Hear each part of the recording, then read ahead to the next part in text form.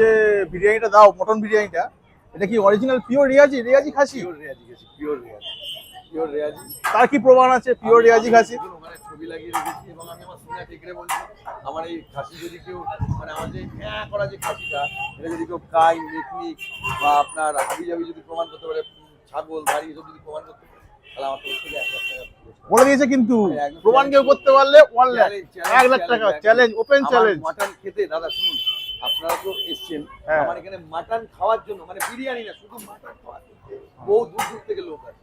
কেননা 2 রকমের মাটন হয়, জেনে নিন এটা আমার কাছ থেকে। আপনারা তো এই ফুড ব্লগিং এ নেমেছেন, 2 রকমের মটন হয়। একটা হচ্ছে বাড়িতে আপনি যেটা খাই সেই মটন, যেটা আপনি আমার এখানে পাবেন। আরেকটা হচ্ছে হোটেল সাপ্লাই মটন, ওই মটনে আমরা কাজ করি। হোটেল সাপ্লাইয়ের জন্য একটা মটন থাকে, যেখানে দেখবেন বিরিয়ানির দাম কম, 200 টাকা বা তার নিচে বা এরকম রেঞ্জের মধ্যে দিচ্ছে, সেগুলো সব হোটেল সাপ্লাই মটন। ওগুলো পিওর রেয়াজি খাসি নয়, একদম 100%।